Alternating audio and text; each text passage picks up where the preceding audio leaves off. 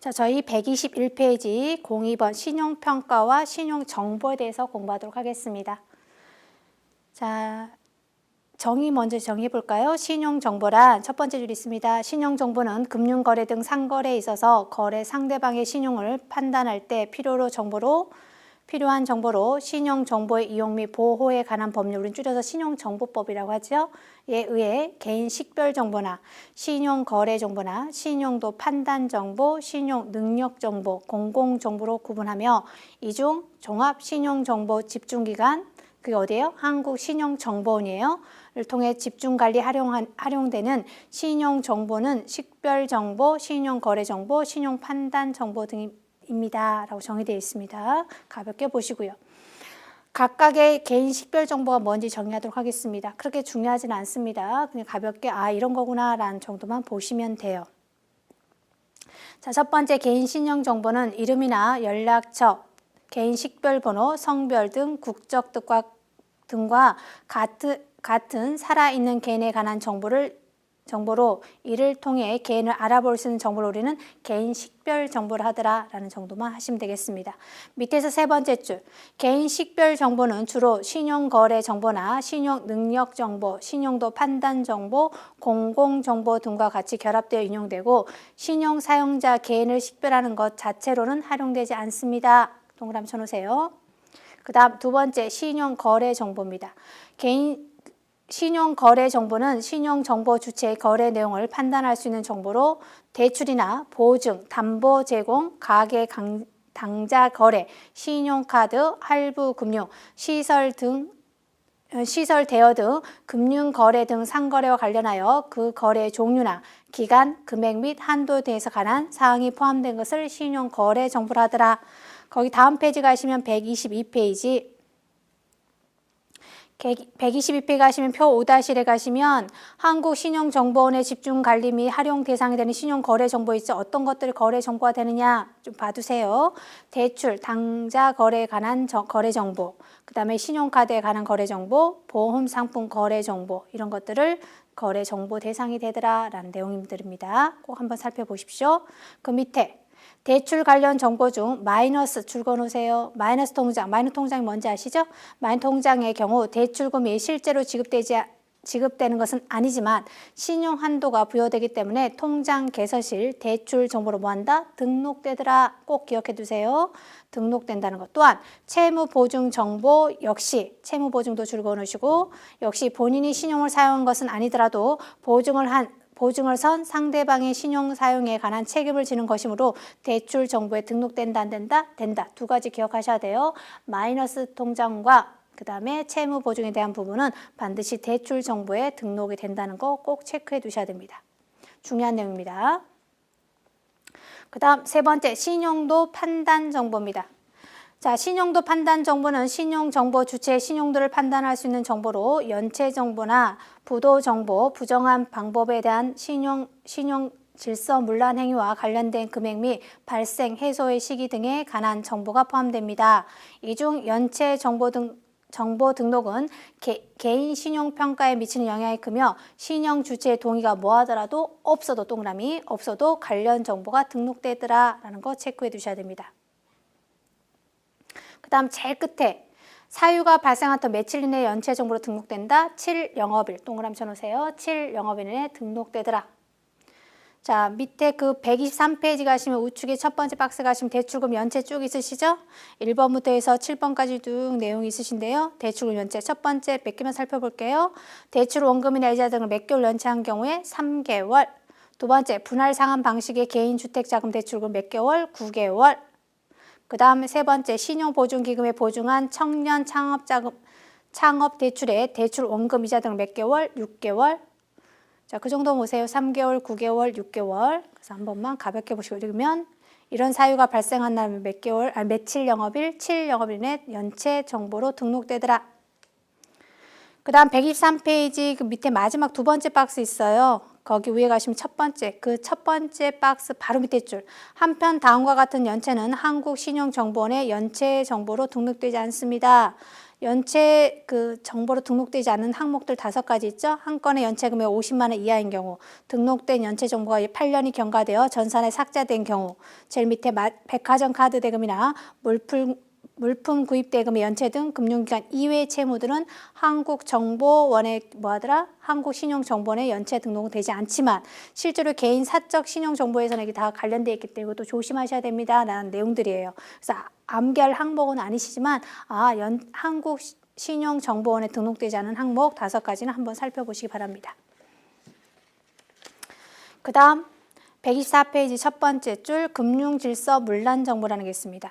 금융질서 문란정보는 금융거래나 신용카드 관련 부당행위를 한 경우 신용회복 지원을 받은 가정에서 허위사실이 포함된 경우에 등록되는 것을 말합니다. 자, 밑에 박스 바로 위 2줄 금융질서 문란정보는 등록되는 사유가 있어요. 어떤 것들이 있느냐, 밑에 박스 땡땡땡땡 하시면 9개의 사유가 될 겁니다. 이것도 반드시 사유 발생부터 며칠 7영업일 이내에 등록되더라. 7영업 줄 그어놓으시고요. 어떤 게 금융질서 문란 정보에 등록되는 사유들이냐.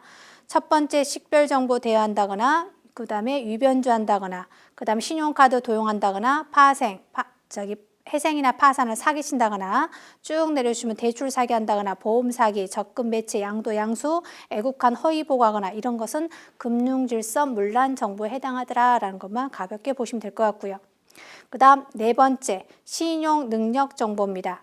신용능력정보는 개인의 직업이나 자산, 채무, 소득, 총액 및 납세 실적 등에 대한 정보로 대출 후 상환할 능력이 어느 정도 되는지를 파악하는 데 사용하는 것을 뭐라 한다? 신용능력정보를 하더라. 그 다음 5번째 공공정보가 있습니다. 공공정보는 금융기관 이외 기관으로 해요. 이외 기관으로부터 제공받는 신용 관련 정보로 국세나 지방세, 관세, 가태료, 고용, 산재, 보험의 임금의 체납, 법원의 판결에 의해 채무 불이행자로 등록된 경우, 개인 회생 절차가 진행 중인 거래처, 신용회복 지원이 확정된 거래처, 파산으로 인한 면책 결정을 받은 거래처, 조달청의 정부 납품 실적 정보, 사망자 정보, 국세청 모범 납세자 정보 등에 해당하는 것을 우리는 공공정보를 하더라라는 정도 알아두시면 될 것 같고요. 그 다음 6번째, 등록 정보와 해제와 기록 보존 기간이 있습니다. 3번째 줄, 금융채무 연체는 며칠 이내에 90일 이내에 상환하거나 등록된 연체금이 얼마 이하인 경우 1,000만 원 이하인 경우에는 어떻게 되냐? 연체금을 상환한 동시에 뭐예요? 등록이 해제되며 기록도 삭제됩니다. 90일 이내에 상환하거나 그 다음 얼마 이하? 1,000만 원 이하. 그 다음에 돈 상환하면 바로 뭐한다? 해제되더라. 기록도 남지 않아요. 그러나 등록일로부터 며칠을 넘으시면 90일이 넘은 후에 상환하셨어요. 90일이 넘은 후에 상환하신 경우에는 최장 등록은 삭제 해제되나 뭐한다? 보존은 기간은 1년이에요. 최장 1년까지 기록이 보존됩니다. 자, 124페이지에 금융질서 문란 정보 갈게요. 자, 금융질서 문란 정보는 금융거래나 신용카드 관련 부당행위를 한 경우 신용회복 지원을 받은 가정에서 허위 사실이 포함된 경우에 등록되는 것을 우리는 금융질서 문란 정보라고 하지요. 어떤 사유가 우리가 금융질서 문란 정보의 사유에 등록되는 사유가 되느냐? 거기 박스 보시게 되면 9가지 항목들이 있어요. 자, 식별정보 대여나 그 다음에 위변조하거나 허위 자료 제출했다거나 그 다음에 신용카드 도용을 했다거나 회생 파산에 사기를 했다거나 신용회복 사기를 했다거나 대출 사기, 보험 사기, 적금 배체, 양도 양수, 애국한 허위 보고 이런 9가지 사유에 해당하면 금융질서 문란 정보에 해당하는 거죠. 그럼 이런 사유에 해당하면 7영업일 이내에 등록이 되더라라는 거예요. 거기 박스 바로 위쪽으로 가시면 7영업일 이내에 등록됩니다 라는 문구 있으시죠? 앞에서 우리가 배우신 것처럼 연체 등록이 아까쯤에 3개월이나 6개월이나 9개월이 연체가 되시게 되면 그 사유가 발생한 날부터 며칠 이내 7영업일 이내에 등록이 된다고 말씀드린 거 똑같아요. 지금 7영업일. 그래서 금융질서 문란 정보에 대한 사유들을 공부하셨고요. 그 다음 4번째 신용능력정보갑니다. 신용능력정보는 개인의 직업이나 자산이나 부채, 소득 총액 및 납세 실적 등에 대한 정보로 대출 후 상환할 능력이 어느 정도 되는지를 평가하는 데 사용되는 것을 우리는 신용능력정보로 하고요. 다섯 번째, 공공정보를 어떤 걸 공공정보를 하느냐? 공공정보는 금융기관 이외예요. 동그라미 쳐놓으세요. 이외 기관으로부터 제공받은 신용 관련 정보로 국세나 지방세, 관세, 가태료, 고용 산재보험, 임금의 체납, 법원의 판결에 의해 채무 불이행자로 등록된 경우, 개인 회생자가 진행 중인 거래처, 신용회복 지원이 확정된 거래처, 파산으로 인한 면책 결정을 받은 거래처, 조달청의 정부 납품 실적 정보, 사망자 정보, 국세청 모범 납세자 정보 등이 이에 해당합니다. 이런 것들을 우리는 공공정보라고 하죠. 그 다음에 여섯 번째, 등록정보 해제와 기록 보존기간에서 공부하도록 하겠습니다. 세 번째 줄 갈게요. 금융기관 연체는 며칠 이내? 90일 이내. 90일 이내에 상환하거나 등록된 연체 금액이 얼마 이하인 경우? 1,000만 원 이하인 경우에는 연체 금액을 상환하면 등록이 해제가 바로 되고요. 그 다음 기록도 바로 삭제가 돼요. 동시에 해제와 기록이 바로 삭제되더라. 그러나 등록부터 며칠 이내 상환한 경우 90일 이후예요. 90일이 넘은 후에 상환하거나 등록은 해제하지만 최장 보장기간은 몇 년? 1년. 90일 이내에 상환하면 뭐예요? 해제도 바로 되고 기록도 남지 않아요. 그런데 90일 이후에 상환하시면 해제는 되지만 뭐는 남더라? 보존기간 1년이 남더라. 구분해 두시면 좋겠네요. 그 다음 마지막 단락, 금융질서 문란정보. 아까 금융질서 문란 정보는 어떤 것들 말씀드렸죠? 뭐 보험 사기나 뭐 회생 파산에 뭐 사기를 했거나 뭐 카드를 도용했거나 이런 것들을 말씀드려요. 이런 경우는 해당 금융기관이 해제를 요청한 때는 해제가 되지만 몇 년간 기록이 보존되더라? 5년. 숫자 기억하세요. 5년이 보존되더라. 자, 공공정보의 경우는 등록 사유가 해소된 때 등록이 해제와 동시에 삭제되며 별도의 뭐가 없다? 보존기간이 남지 않아요. 그래서 여러분들이 지금 보존과 해제에 대한 공부를 하셨습니다. 구분해 두시고, 그 다음 신용정보의 수집입니다. 첫 번째, 신용정보의 수집과 관리는 어디서 하느냐? 신용정보 집중기관과 그 다음에 신용회사라는 게 있죠. 신용정보회사 CEB라고 하죠, 우리가. 자, 에서 수행됩니다. 신용정보 집중기관을 다시 두 개로 구분해요. 신용정보 집중기관을 크게 두 가지 다시 구분하는데 종합신용정보 집중기관이 있고요. 개별신용정보 집중기관이 있죠. 그래서 여러분들 교과서 네 번째 줄 가시게 되면 종합신용정보 집중기관이라고 정의가 돼 있을 겁니다. 자, 종합신용정보 집중기관에서는 국내 모든 금융기관과 공공기관으로부터 신용정보를 집중 수집하여 금융기관과 공공기관, 신용정보회사 등에 제공하는데 2015년까지 전국은행연합회에서 담당하였으나 2016년 1월 1일부터 해서는 어디서 집중관리한다? 한국신용정보원이 종합신용정보집중기관으로 허가를 받아 그 업무를 수행하고 있습니다. 그러니까 즉 종합신용정보집중기관은 어디서 한다고요? 한국신용정보원입니다. 그와 반면 개별 신용정보 집중기관 있으시네요. 자, 개별 신용정보 집중기관은 같은 종류의 금융기관 또는 사업자가 설립한 협회 등의 협약에 따라서 신용정보를 집중하여 관리 활용하는 기관으로서 금융위원 허가를 받으셔야 돼요. 금융위원회입니다. 금융위원회 허가를 받는 생명보험협회나 손해보험협회, 여신전문금융협회, 금융투자협회 등 이렇게 협회들이라는 것을 뭐란다? 개별 신용정보 집중기관이라고 해요. 어디서 허가를 받는다고요? 금융위원회입니다. 그 다음에 이제 신용회사 있어요. CEB. 첫 번째 줄 신용정보를 수집하는 다른 기관하고 우리가 크게 두 개로 구분한다고 그랬죠? 신용정보 집중기관이 있고 신용정보회사가 있다고 그랬어요. 자, 신용회사라는 또 하나는 신용회사라고 있는데 이 CEB는 한국신용정보원과 금융기관, 공공기관 및 일반 기업 등으로부터 신용정보를 수집한 후 일정한 평가 기준에 의해서 체계적이고 종합적으로 평가해 개인의 신용상황을 판단할 수 있는 정보를 생산하는 어떤 기관이에요? 사적기관이에요. 신용회사는. 그 정도만 아시면 되겠습니다. 그 다음에 밑에서 내려오시게 되면 제일 밑에 줄 126페이지 그림 밑으로 해서 제일 끝에 줄입니다. 밑에 세 번째 줄. 이 밖에도 금융질서 문란행위의 경우 본인의 동의 없이 신용정보 제공 및 활용이 가능하도록 하였고 신용정보 주체는 CEB사의 본인의 개인 신용정보가 조회되는 사실을 통지해 줄 것을 요청할 수 있도록 하였습니다. 그래서 여기서 중요한 것은 금융질서 문란 정보 행위는 본인의 동의 없이 뭐하더라? 제공이 가능하더라. 이거 알아두시면 될 것 같고요. 127페이지 다 신용 평점과 신용 등급입니다. 가끔 시험 문제는 여기서 한 번씩 가끔 등장을 해요. 자, 12 신용회사죠. 신용정보회사는 수집된 신용정보를 일정한 평가 기준에 의해서 체계적이고 종합적으로 평가하여 점수화를 시키죠. 1점부터 1000점을 점수를 매겨서 해온 금융회사에 제공합니다. 이를 신용평점이라고 하는데 향후 1년 내에 90일 이상 장기 연체 등 신용위험이 발생할 것을 의미하며 점수가 색깔펜 바꿔놓으세요. 점수가 뭐할수록 높을수록 신용위험이 발생 가능성이 낮아짐을 의미합니다. 그래서 1점부터 1000점까지 점수를 매기더라. 이걸 신용평점이라 하더라. 라는 것만 알아두시면 될 것 같고요. 그 다음 넘기셔서 128페이지 첫 번째 줄. 신용평점은 10개의 구간으로 구분하여 1등급부터 해서 10등급까지 신용등급이 나누어집니다. 신용등급 색깔펜 바꿔주세요. 신용등급이 높을수록 신용위험이 낮아 적용되는 대출금리가 상대적으로 뭐하더라? 낮더라. 줄 그어놓으시라고 그랬습니다. 신용등급이 뭐할수록 높을수록 신용위험이 낮아지므로 대출금리가 뭐한다? 상대적으로 낮더라. 그 다음 라번에 가시면 신용평점과 신용등급의 활용입니다. 자, 위에서 상기표에서 확인한 바와 같이 신용평점이나 신용등급에 따라서 대출 이자율이 당연히 차등 적용되겠죠.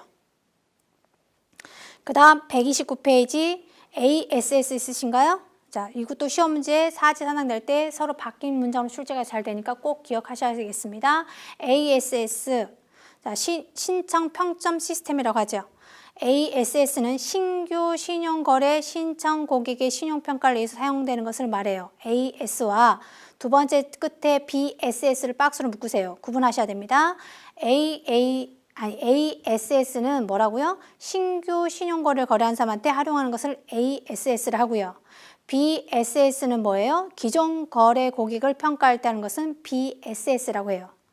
다시 합니다. 읽을게요. ASS는 신규 신용거래 신청 고객의 신용평가를 위해 사용되는 대출 승인 여부나 신용카드 발급 등 신규 거래 개설을 위한 의사결정 활용되는 것을 뭐란다? ASS, 신청 평점 시스템이라고 하고요. BSS는 기존 거래 고객을 대상으로 일정 시점마다 향후 부실 가능성을 재평가하는 시스템으로 대출 연장이나 금리 변경이나 신용카드 한도 변경 등 여부를 결정할 때 활용합니다. 뭐가요? BSS, 항목평점 시스템이라고 하죠. 행동평점 시스템, 행동평점 시스템, BSS 꼭 기억하세요. ASS는 뭐라고요? 그렇죠. 새로운 고객, 신규 고객을 할 때 뭔가 평가할 때 하는 걸 활용하는 거고요. BSS는 뭐다? 기존 고객. 이것만 잘 보시면 돼요. 여기서 앞에서 공부할 때 쭉 공부하신다면 양이 굉장히 많죠. 지금 저희가 신용정보가 뭡니다. 신용평점을 어떻게 합니다. 신용등을 어떻게 합니다를 보실 때 좀 전에 제가 색깔펜 바꿔서 읽어드린 부분 있으실 겁니다. 그 정도 보시면 크게 어렵지 않게 해결하실 것 같아요. 그 다음 이제 신용관리를 어떻게 해야 되느냐. 신용관리 파트를 공부하도록 하겠습니다. 신용관리의 필요성입니다. 두 번째 따라갈게요. 재무설계에서 신용관리는 재무목표 달성을 위해 불가피하게 신용이 사용돼야 하는 경우 시적절하게 사용될 수 있는지와 관련되며 이와 함께 이미 신용을 사용하여 부채를 지니고 있는 경우 다른 재무목표 달성에 부담이 되지 않도록 하는 것이 중요합니다. 그래서 신용관리가 필요합니다. 라는 거죠. 그러면 우리가 신용관리하는 방법이 뭐가 있느냐? 크게 4가지가 있습니다. 신용사용 필요성 및 사항 계획을 파악하셔야 되고요. 두 번째는 최대예요. 최소가 아니라 최대 신용을 파악하셔야 되고요. 세 번째, 신용사용 비용과 상한 조건을 점검하셔야 되고요. 그 다음 4번째, 신용관리 교육을 하셔야겠더라라는 내용입니다. 실제 여러분들이 이걸 굳이 안에는 책을 공부하지 않으시더라도 그렇게 시험 나와서 그렇게 어려운 단락은 아니에요. 그냥 가볍게 읽으시면서 어떻게 해야 되는지 찾아보시면 되는 내용이에요. 타이틀 정도만 보시면 될 것 같고요. 다시 합니다. 우리가 신용 관리를 위해서는 그 사람이 신용의 관리가 왜 필요한지, 부채 상환을 어떻게 할 것인지, 어떤 상환을 계획을 가지고 있는지, 최대 신용 한도를 어떻게 파악해야 되며 신용 한도 비용과 상한 조건을 점검하셔야 한다. 그중에 4번째 있는 신용 관리 방법을 교육을 시켜야 한다. 시험에 출제가 잘 되는 부분은 여기에요. 신용관리 방법 교육입니다. 첫 번째, 정기적으로 개인 신용 정보를 조회해서 신용 기록을 관리하도록 해야 됩니다. 두 번째, 신용평점에 영향을 많이 미치는 요소인 연체가 발생하지 않도록 주의하셔야 됩니다. 세 번째, 소득 범위 내에서 지출을 하도록 하셔야 됩니다. 네 번째, 주소지 관리가 되지 않아 신용과 관련된 중요한 통지를 못 받게 되는 일을 막기 위해서 이사 시에는 주소지 변경을 바로 하셔야 됩니다. 다섯 번째, 사용하지 않는 신용카드나 마인 통장 등은 계약을 해지하셔야 됩니다. 우리 실제로 마인 통장을 받아놓으시면 쓰지 않은 경우 있죠? 그럴 때는 그래도 대출 정보에 등록이 돼 있으시기 때문에 혹시 사용하지 않으신다 그러면 바로 해지하는 게 좋겠다라는 뜻입니다. 여섯 번째, 연체 관리에 신경을 쓰셔야 됩니다.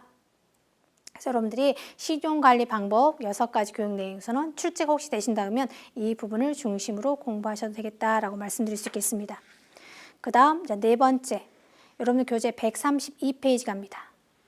자, 여기서 시험 문제는 반드시 출제하죠. 채무자 구조제도에서는 반드시 한 문제나 두 문제가 출제되는 단락이기 때문에 반드시 하셔야 돼요.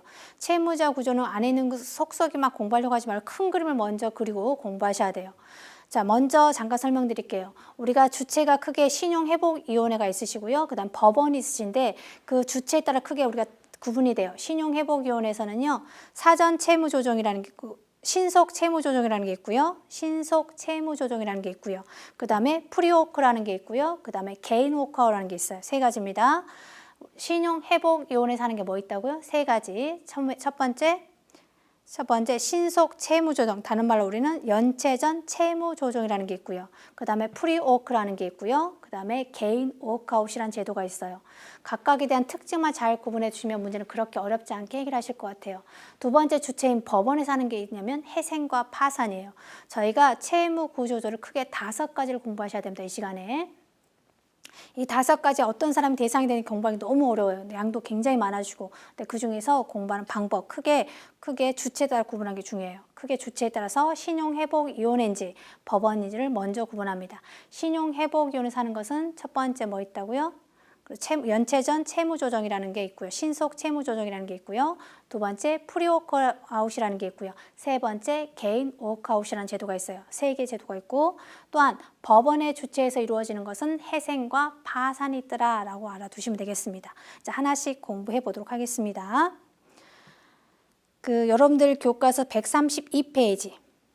채무자 구조 제도는 과도한 채무로 인하여 재정적으로 어려움을 겪는 채무자들에게 경제적으로 재개할 수 있도록 도와주는 이한 제도를 우리는 채무자 구조 제도라고 하지요. 5번째 줄 가시게 되면 우리나라의 채무자 구조 제도는 크게 신용회복위원회 박스로 묶으세요. 신용회복위원회에서 실행하는 신속 채무조정이 있고요. 동그라미. 프리워크아웃 제도 동그라미. 개인 워크아웃 동그라미. 3개 있어요. 신용회복위원회에서 하는 거. 그 다음 법원 박스. 법원에서 시행하는 것은 개인 해생제도라는 게 있고요. 동그라미. 개인 파산제도 동그라미. 그게 주체에 따라서 두 개와 3개로 구분하더라. 먼저 구분해 드렸습니다. 그래서 처음에 저희가 공부하실 것은 신속채무조정, 다른 말로 연체전 채무조정이라는 제도가 있어요. 자, 일시적으로 채무를 정상적으로 상환할 수 없는 다중채무자를 위한 제도를 우리는 말하죠. 신속채무조정 대상 채권을 보유한 채권금융회사는 채무자에 대한 신속채무조정 절차가 확정되기 전까지 일반 신용정보관리 규환에 따라 연체정보 등록을 하지 못하도록 하고 있습니다. 그래서 연체전 채무조정이라고 그래요. 신속채무조정 다른 말로 연체전이에요. 그래서 등록이 되지 않습니다. 연체정보 등록되지 않는다는 게 키워드입니다. 자, 신청 대상자가 합니다. 신속채무조정을 신청할 수 있는 대상은 다음과 각 요건을 모두 충족하셔야 되더라라는 겁니다. 점점점 4개 있으시죠? 이런 사람이 뭐 할 수 있다? 신청할 수 있더라라는 거예요. 첫 번째. 몇 개? 2개. 동그라미 치세요. 2개 이상의 채권, 아까 우리 제일 처음에 읽을 때 다중채무자라고 말씀드렸죠? 그래서 2개 이상이에요. 2개 이상의 채권 금융회사에 채무를 부담하고 있는 자로서 총 채무액이 15억 이하예요. 담보 10억, 무담보 5억. 그래서 합쳐서 15억 이하인 자가 신청할 수 있습니다. 두 번째, 채권 금융회사에 대한 채무 중 어느 하나라도 약정한 기일 내에 변제하지 않고 경과된 숫자 중요합니다. 며칠 이내 30일 이하예요. 30일 이하거나 변제하지 못한 우려가 있는 자가 신청할 수 있어요. 30일 이하입니다. 그 다음 세 번째, 신청 전 몇 개월 이내, 6개월 동그라미 6개월 이내에 발생한 채무의 원금이 원금 총액의 몇 퍼센트 미만? 30% 미만. 동그라미. 그 다음 네 번째, 실업이나 휴직이나 폐업, 질병, 신용도가 하락 등이 발생한 채무자 중 신속 채무 조정 지원 없이 정상적인 채무 상환이 어렵다고 위원회가 인정된 자가 뭐하더라? 신속 채무 조정의 대상자가 되더라 라는 겁니다. 그래서 조심할 것은 두 개의 금융기관이라는 것과 두 개 이상과 그 다음 또 뭐를 기억하시라 그랬어요? 그렇죠. 30일 이하라는 숫자 기억하시면 되겠습니다. 133페이지. 그러면 어떤 걸 조정해 주느냐라고 했죠. 크게 우리가 네 가지죠. 상환기간 연장 및 분할 상환, 두 번째 이자율 조정, 세 번째 채무 감면, 네 번째 상환유예가 있습니다. 자, 첫 번째 상환기간 및 연장 및 분할 상환입니다.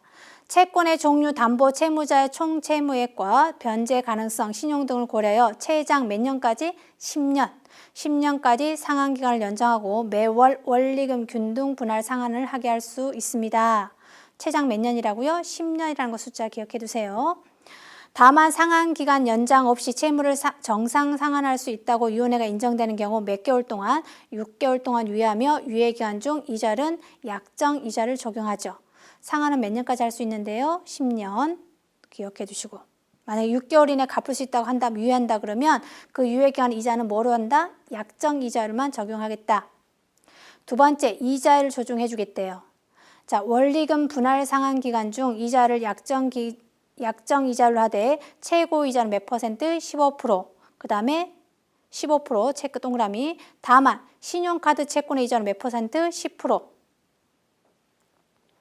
최고 이자는 15%고요. 최고 이자율은 15%고요. 신용카드 채권의 이자는 몇 프로? 10% 이내로 하셔야 한다는 거. 그 다음 세 번째, 채무 감면 갑니다. 채무 감면은 뭐에 대해서 한다? 연체 이자에서 채무를 감면하더라 라는 내용입니다. 그 다음 상환유예. 채권의 종류, 담보, 채무자의 총 채무의 변제 가능성, 신용 등을 고려하여 다음과 같이 채무의 상환을 유예할 수 있습니다. 원리금 분할 상환 전이에요. 동그라미 전. 상환유예는 몇 개월 동안 유예하고요. 6개월 동안 유예할 수 있고요. 거기에 대한 이자율은 약정 이자를 적용합니다. 그와 반면 원리금 분할 상환 중 동그라미 중자다 치세요. 중의 상환유예는 최장 몇 년? 2년 범위 내에서 유예할 수 있고요. 유예기간의 이자율은 약정 이자율로 하되 최고는 몇 퍼센트? 15%를 하더라. 이게 무슨 제도예요? 신속 채무 조정에 대한 부분입니다. 다른 말로 우리는 연체 전 채무 조정이라고 한다고 말씀드렸어요. 자, 두 번째, 프리워크아웃 제일 수 있죠. 프리워크아웃 제도 다른 말로 이자율 채무 조정이라고 해요.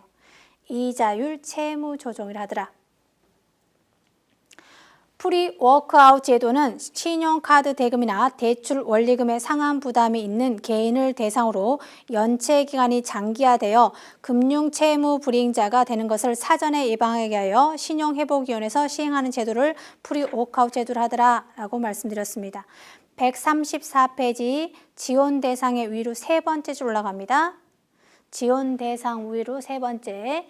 첫 번째 사전 채무 조정이라고 돼요. 우리가 프리워크아웃을 하는 말을 뭐란다? 사전 채무 조정 또는 이자율 채무 조정이라는 단어도 쓰더라. 프리워크아웃 제도의 지원이 확정된 채무의 경우는 주 채무자는 물론 해당 채무에 대한 보증인에게도 동일하게 효력이 미칩니다. 줄 그어 놓으십시오. 어떤 사람이 지원 대상이 되느냐라는 거죠. 지원 대상. 거기 점점점 보시면 이런 요건을 갖추셔야 6가지 요건을 갖추셔야 프리워크아웃 대상이 될 수 있어요.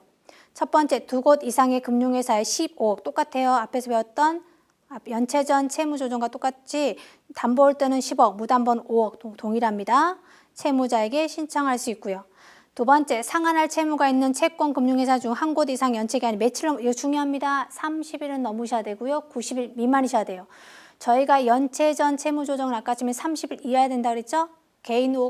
프리워크아웃은 반드시 30일은 넘으셔야 되고 며칠은 미만이시다? 90일 미만입니다. 아주 중요한 날짜예요. 그 다음 세 번째 점, 신청 전 6개월 이내 신규로 발생한 채무가 총 채무의 몇 퍼센트 이하? 30% 이하가 되셔야 돼요. 또한 네 번째, 정상적인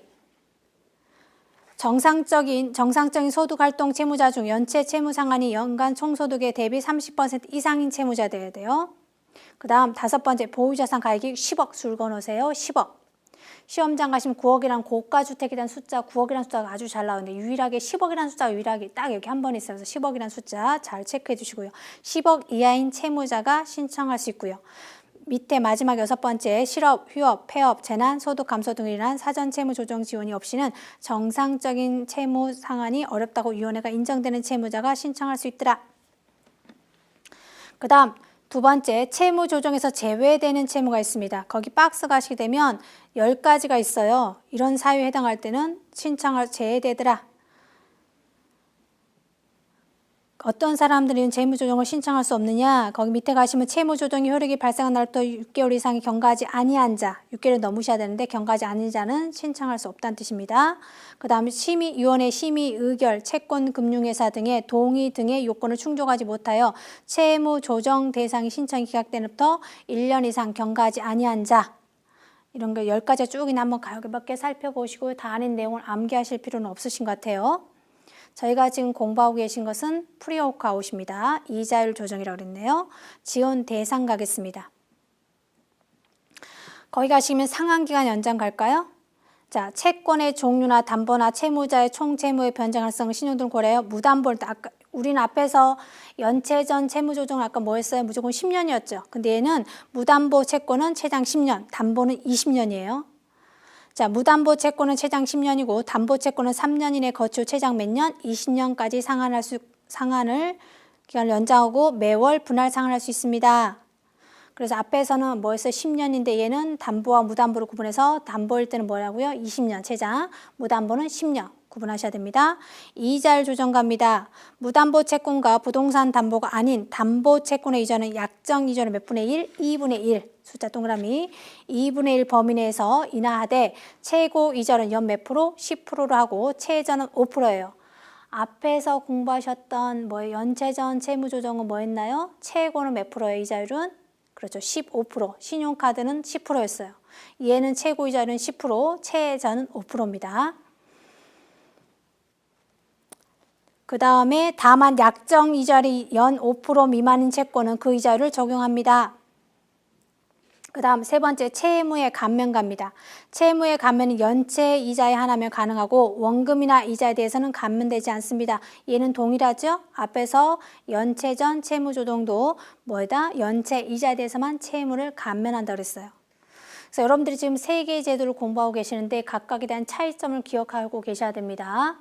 그 다음 네 번째, 상환유예 갑니다. 대출금의 종류나 총 채무액이나 변제 가능성 담보, 변제 가능성, 담보, 채무자의 신용 등을 고려하여 최장 2년 범위 내에서 채무의 상환을 유예할 수 있고 유예기간의 이자율은 연 2%입니다. 2%.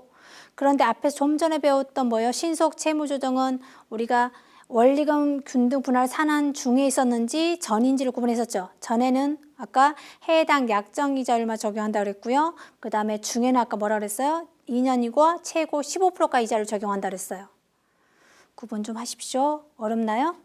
다시 한번 정리하고 갈게요. 여러분들이 지금 신용회복위원회 제도를 저희가 세 가지를 공부합니다. 사전 신속 채무조정이라는 걸 한번 공부하시고요. 그 다음 두 번째 프리워크아웃을 공부하시고요. 세 번째 개인 워크아웃을 공부하시는데 각각에 대한 상환기간이나 이자율 감면이나 채무 감면이나 이자율 조정이나 상환유예에 대해서 공부하시는데 각각이 조금씩 차이가 있어요. 그래서 그때마다 여러분들 따로 구분을 좀 해두시는 게 좋겠고요. 혹시 여러분들 공부할 때 도움이 되시고자 하면 세 개의 제도나 우리가 총 5개를 공부하는데 5개를 쭉 한 번에 정리하셔서 표로 정리하시고 한눈에 볼 수 있도록 정리하시는 것도 괜찮은 방법이라고 생각이 듭니다. 자, 다 끝난 다음 다시 한번 정리하도록 하고요. 여기서 다시 상환유예는 달라요. 최장 2년이고 최고 이자율은 몇 %? 유예기간의 이자율은 연 2%예요. 근데 좀 전에 공부했던 사전 채무조정은 뭐한다? 원리금 균등상환의 중인지 전인지가 구분했죠. 전일 때는 이자를 어떻게 적용해야 한다고요? 약정 이자를 적용했고요. 원리금 균등분할 상환 중에는 어떻게 한다 그랬어요? 그렇죠. 2년까지 상환할 수 있고요. 최고 15%까지 이자를 적용하더라.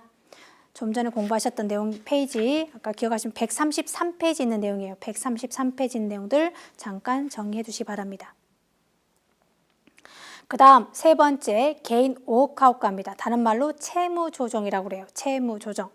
개인 워크아웃 제도는 신용카드 대금이나 대출 원리금이 몇 개월 이상, 3개월 이상 연체된 경우 상환기간 연장이나 채무 감면 및 변제기 유예 등의 지원을 통해 금융 채무 불이행으로 정보 해제 및 안정적 채무 상환을 지원하는 제도를 개인 워크아웃이라더라. 자, 밑에 어떤 사람들이 신청할 수 있느냐, 점점점 세 가지 있네요. 이 세 가지 모든 요건을 만족하셔야 신청할 수 있더라. 첫 번째 점 가겠습니다. 제일 중요한 숫자 보여요. 두 번째 줄 몇 개월 이상? 3개월 이상. 자, 그럼 여기서 잠깐 정리하고 할까요? 우리가 지금 재계 3개를 공부하시는 첫 번째 뭐예요? 신속 채무조정은 30일 이하여야 되고요. 그 다음 두 번째 프리워크아웃은 30일은 초과하시고 90일 미만이셔야 되고요. 지금 배우시는 개인 워크아웃은 90일 이상, 즉 뭐더라? 3개월 이상이 되셔야 돼요. 그래서 여러분들이 그 안에 있는 항목들은 모르시더라도 연체 기간만을 보고 구분하셔도 충분히 답을 맞힐 수 있으실 거예요.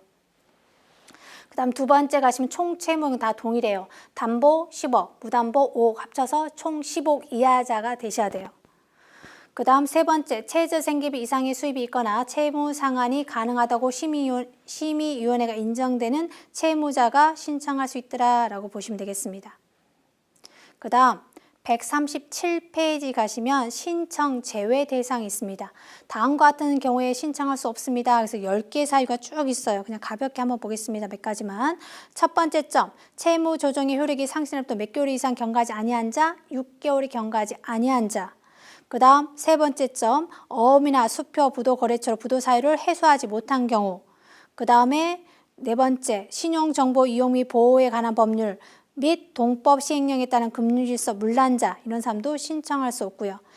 제일 밑에 마지막 점, 채무자의 재산 및 수입에 비추어 채무조정 없이 총 채무를 정상적으로 변제할 수 있는 경우도 대상자가 되지 않더라라는 거죠. 138페이지 갑니다.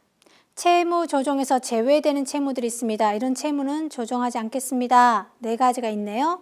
채무자와 채권금융회사가 합의하여 이 협약에 의한 채무 조정에 준하는 정도로 이미 상한 조건이 변경되어 있는 채권, 법령에 의해서 채무 조정이 제한되는 채권, 마지막 고의 또는 불법 행위로 인한 손해배상에 관한 구상 채권은 뭐하더라? 그죠? 채무 조정에서 제외된다라는 거죠. 그 다음에 부동산 담보 채권에 대한 채무 조정입니다. 채무 조정 대상이 되는 부동산 담보 채권은 담보 물건이 주택이면서 채권금융회사에 대한 주택담보 채무 중 어느 하나라도 약정한 기일 내에 변제하지 아니하고 경과된 기간이 며칠을 넘으셨고 30일을 초과하고 채무자가 거주하고 있는 경우에 하나입니다. 그래서 부동산 담보 채권은 이렇게 된 요건을 갖추셔야 되더라라는 겁니다. 지원 내용 중요하겠죠? 지원 내용 첫 번째 상환기간 연장입니다. 상환기간 연장은 상환기간 무담보는 최장 몇 년? 8년. 담보는 몇 년? 20년. 우리가 지금 앞에서 배웠던 두 가지 좀 달랐죠? 신속 채무조정 아까 몇 년이었어요? 10년이었죠. 그 다음에 두 번째 배우셨던 프리워크아웃은 무담보는 10년, 담보는 최장 20년이었어요. 기억해 두시고. 그래서 얘는 무담보는 8년이에요. 최장 8년. 무담보는 20년이 연장이 가능합니다.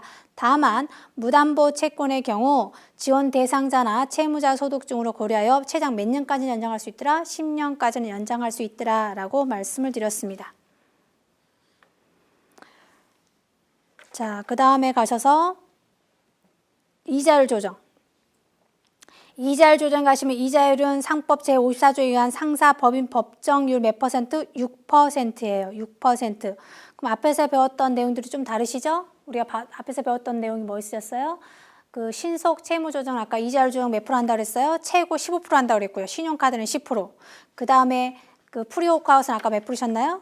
프리워크아웃 같은 건 아까쯤에 5%였었죠. 프리워크아웃은 최고 10%고요. 그 다음에 최저는 5%였어요. 구분 좀 해두시고. 그 다음 여기서 배우신 개인 워크아웃 몇 프로? 6%. 외울 게 많으시죠? 지금 공부하실 게 굉장히. 자, 다시 합니다. 이자율 조정은 법정일 몇 프로, 개인 워크아웃은 6%. 자, 139페이지 넘어가겠습니다. 139페이지 가시게 되면 그 채무 감면이 있어요. 채무 감면에 가시면 앞에서 우리 공부할 땐 두 개 다 그 신속 채무 조정이나 프리 워크아웃은 다 연체 이자에 대해서만 채무를 감면합니다. 라고 배우셨죠.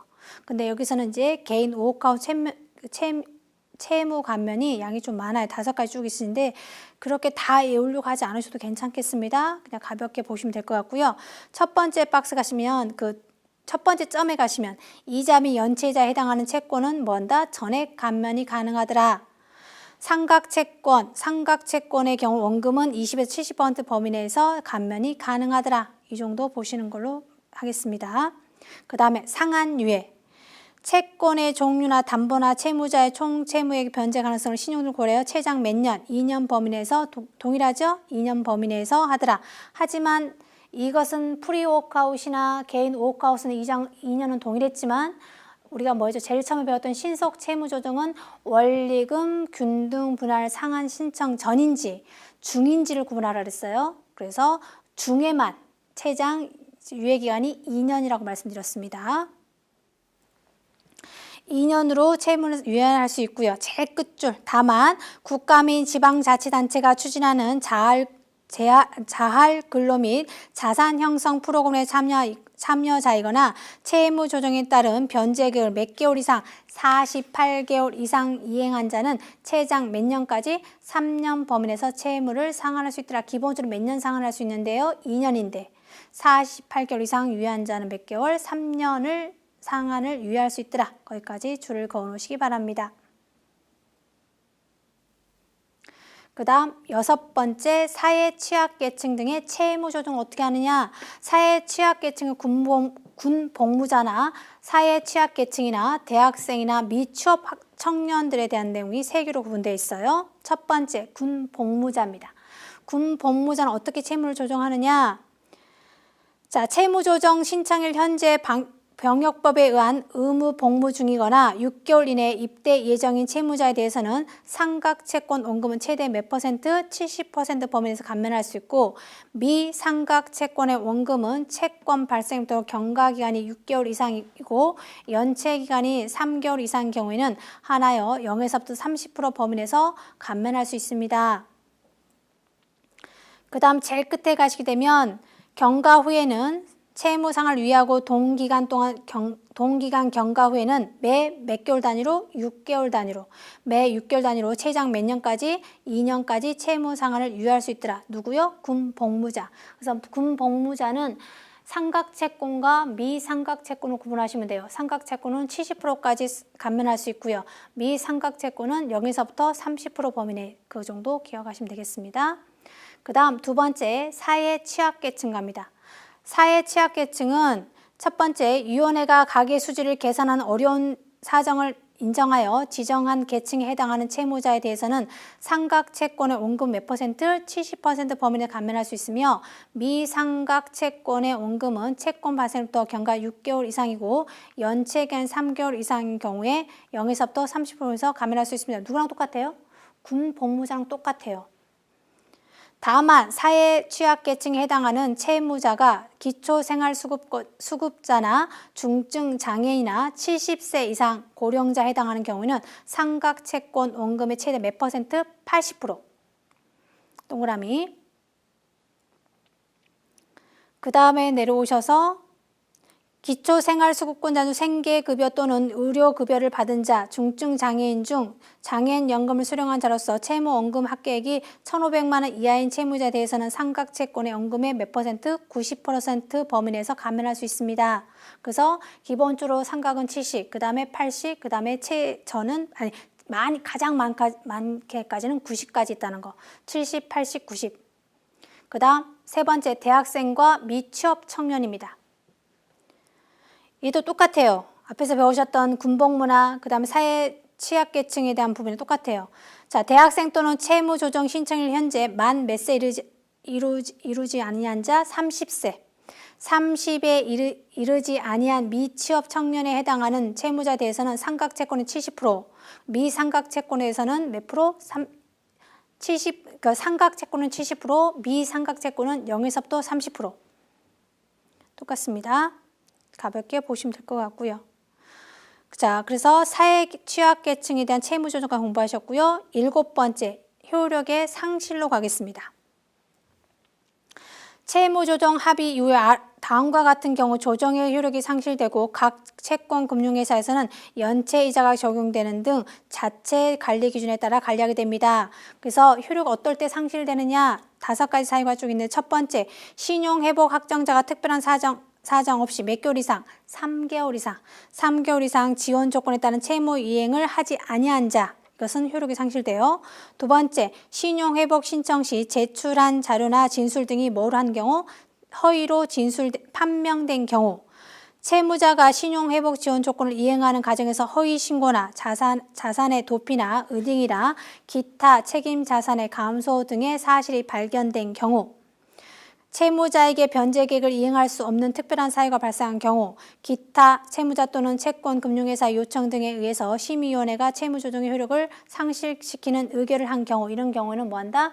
효력이 상실되더라. 8번째, 신용회복 지원의 효력 부활입니다. 채무자가 특별한 사정 없이 몇 개월 이상, 3개월 이상 채무조정에 의한 변제 계획을 이행하지 않아 채무조정 효력이 상실된 경우, 채무자가 이행하지 않은 변제 횟수 중 1회분을 납입하고 채권 금융회사가 동의한 경우 몇 회에 하나요? 1회에 하나요. 동그라미 1회에 하나요. 채무조정의 효력을 부활시킬 수 있더라. 9번째, 보증이 되는 효력입니다. 프리워크아웃 및 개인 워크아웃에 대한 채무조정 신청과 합의나 효력의 상실, 면책 등은 채무자뿐만 아니라 그 보증인에 대해서도 동일하게 뭐한다? 효력이 미친다. 즉 다른 말로 해석하시게 되면 보증인에는 추심할 수가 없어요. 보증에 대한 추심이 불가한 거죠. 그래서 똑같이 효력이 미치더라 라고 기억해 두셔야 돼요. 중요한 내용입니다. 그 다음에 법원에 가서 하시는 개인 회생제도과 파산하는 내용이 또 달라져요. 보증에 대한 부분이. 다시 정리합니다. 프리워크아웃이나 개인 워크아웃인 경우는 보증인에 대한 효력도 동일하게 미치기 때문에 다른 말로 하시면 보증인에게 뭐 할 수 없다? 추심이 불가하더라 라고 기억하셔야 돼요. 여기서 미리 말씀해 드릴까요? 회생이나 파생은 뭐예요? 효력을 미치지 아니에요. 그래서 보증인에게 추심이 가능하더라는 거예요. 구분 잘 해두셔야 됩니다. 그 다음 10번째, 취약채무자의 특별면책입니다. 신용회복위원회에서는 최근 신용회복지원협약의 개정 2019년 7월 1일을 통해 취약채무자에 대한 특별면책 조항을 실시했어요. 그래서 어떤 내용들이 있냐? 거기 박스 가시게 되면 이런 다음 각 점점점 3개의 항목 중 어느 하나라도 해당되는 자는 취약채무자 특별면책을 신청할 수 있어요. 어떤 사람이 신청할 수 있냐? 첫 번째, 기초생활수급권자 중 생계급여 또는 의료급여를 받은 자 및 중증장애인 중 장애연금을 받은 자, 이런 사람들은 취약채무자에 뭐 할 수 있더라? 특별면책을 받을 수 있더라. 두 번째, 몇 살 이상? 70세 이상입니다. 70세 이상 고령자로서 소득이 부양가족 수에 따른 최저생계비 몇 % 이하인 자? 150% 이하인 자. 세 번째, 연체기간이 10년 이상인 채무를 보유하고 있는 채무자로서 소득이 부양가족 수에 따른 최저생계비의 몇 % 이하인 자, 150% 이하인 자는 뭐 할 수 있더라? 특별면책을 받을 수 있더라라는 겁니다. 세 경우예요. 그 밑에 채무가면 어떻게 받을 수 있냐? 특별면책 대상이 되는 취약채무자의 경우 삼각채권원금은 최대한 몇 프로? 90%. 우리가 일반적인 경우는 아까 어떻게 했었어요? 기본적으로 가장 삼각채권, 미삼각채권은 기본적으로 삼각채권은 70% 했었죠. 기본적으로. 사회 취약계층 기본 70%, 그 다음 좀 더 한 사람 80%, 그 다음에 최기초생활수급자는 80% 했었죠. 그처럼 채무자의 특별면책은 삼각채권 원금의 몇 %? 90% 범위 내에서 감면할 수 있더라라고 말씀을 드립니다. 90% 할 수 있으며 미삼각채권 원금은 채권 발생부터 경과기간이 6개월 이상인 경우에 하나며 최대 몇 %까지 감면할 수 있더라? 30%. 특히 70세 이상 고령자로서 소득이 부양가족 수의 최저생계비 150% 이하인 경우는 삼각채권 원금 몇 프로? 80%. 80% 범위 내에서 감면할 수 있습니다. 그 다음에 미삼각 채권은 바로 밑에 줄 0에서부터 30%. 그러니까 책으로 많이 할 수 있는 게 30%인데 여기서도 0에서 30%고요. 다만 채무자가 기초생활수급권자나 중증 장애인에 해당하는 경우 미삼각 채권 원금 가면은 최대 몇 퍼센트? 30%. 자, 그 다음에 연체 기간이 10년 이상.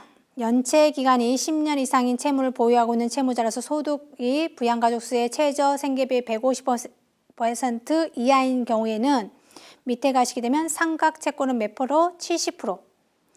70%를 감면할 수 있고요. 그 다음에 내려오시게 되면 미삼각 채권 원금은 발생일부터 경과 기간이 6개월 이상이고 연체 기간이 3개월 이상인 경우에 0에서부터 30%.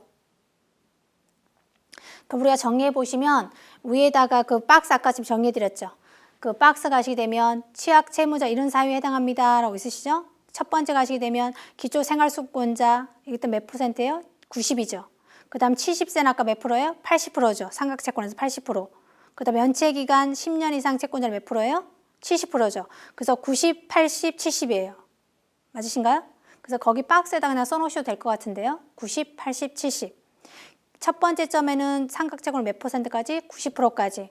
그 다음에 70세 이상 고령자는 몇 %? 80%. 그 다음에 연체기간 10년 이상 채무자는 몇 %? 70%. 그래서 90, 80, 70. 미삼각채권은 그냥 기본적으로 0에서 30%인데 그냥 최대로 많이 할 수 있는 게 무조건 30%였잖아요. 그 정도 알아두시면 되겠습니다. 그 다음 면책 내용입니다. 어떤 면책 내용들이 있느냐. 첫 번째 채무 조정에 따른 면책 계획을 3년 이상 이행하고 변제 계획에 따라 이행해야 할 채무 대상이 2분의 1 이상을 상환하는 경우에는 당해 채무자의 자녀 채무는 면책된 것으로 합니다. 몇 분의 이상 납부하셔야 한다고요? 3년 이상 이행하셔야 되고요. 그 다음 몇 분의 이상 채무를 납부하셔야 한다고요? 2분의 1. 그러니까 3년과 2분의 1에다가 동그라미 쳐놓으시면 될 것 같아요. 밑에 두 번째 줄. 특별 면책 대상 채무자가 채무 조정에 따른 변제 계획을 몇 년을 이행하고 3년을 이행하고 채무 잔액을 일시 상환하는 경우에는 채무 잔액의 일부를 추가 감면한다 하지 않는다? 하지 않는다. 줄 그어놓으시고. 자, 여기까지가 무슨 내용이에요? 여기까지가 신용회복위원회에서 하는 내용이죠. 신용회복위원회에서 하시는 내용들. 우리 신용회복위원회에서 하는 세 가지 정리 잠깐 하고 마무리 짓도록 하겠습니다. 신용회복위원회 정리했던 거 세 가지입니다. 다시 채무자 구조조정이라는 게 있어요. 양에 비해서 출제 비중이 그렇게 그러니까 시험 문제가 저희가 토탈해서 재무 언론에서 제가 15문제가 출제되시는 거잖아요. 15문제가 출제되시는데 이 채무자 구조조정 양이 굉장히 많아요. 출제 수에 비해서는 많이 나오면 2문제 정도 예측을 하는데 이 2문제를 공부하기 위해서 양이 굉장히 많은 거죠. 그래서 크게 먼저 공부하는 게 안에는 세부적인 내용을 공부하시기보다 안에는 간단한 큰 그림을 먼저 공부하시는 게 더 좋을 것 같습니다. 채무자 구조제도에는 채무자 구조제도에 우리가 앞에서 말씀한 것처럼 크게 몇 가지가 있다고요? 크게 두 가지로 구분합니다. 주체에 따라서 신용회복위원회라는 게 있고요. 신용회복위원회라는 게 있고요. 뭐가 있다고요?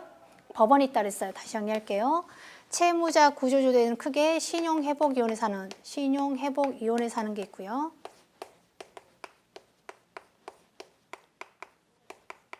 그 다음에 법원에 사는 주체가 법원인 경우가 있어요. 법원 잠깐 이렇게 다음 시간에 이제 공부를 하시겠지만 법원에서 하는 것은 뭐가 있냐면 개인 회생제도라는 게 있고요. 개인 파산제도가 있죠.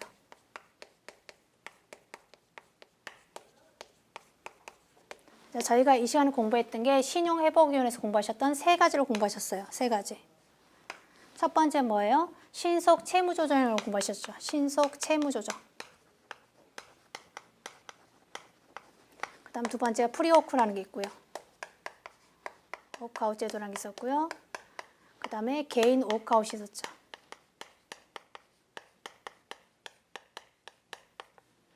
세 가지를 공부하셨는데 각각의 우리가 뭐 이자나 분명히 다 달랐어요. 그래서 공부하셔야 되는데 시험 문제 제일 잘 나오는 이 세 개 중에서 제일 먼저 기억하실 게 뭐냐면 날짜의 연체 기간을 기억하는 게 가장 현명한 방법이에요. 안에는 어떤 사람이 대상자를 공부하시기보다는 그럼 너무 어려워져요. 그러니까 제일 먼저 하시는 거 뭐라고요? 그렇죠. 이거는 30일 이하야 돼요. 30일 이하에 대신 연체에 대해서 하는 거고요. 얘는 30일은 뭐 하셔고요? 초과하셔야 되고 90일은 미만이에요. 근데 개인 워크아웃은 3개월 이상이 되셔야 돼요. 먼저 세 개 제도를 도저히 뭔지 모르겠다라고 생각되시면 제일 먼저 구분할 게 이거예요. 날짜, 연체 기간을 제일 먼저 구분하셔야 가장 쉽게 구분할 수 있으실 거예요. 그래서 각각에 대해 보시게 되면 이자율 조정이나 내용이 다 달라요. 이자나 그 다음 뭐예요? 변제 기간이나 그 다음에 채무 감면이나 상환 기간이 다 달라요. 4개를 따로따로 여러분들이 구분하셔서 공부를 하셔야겠다는 거죠.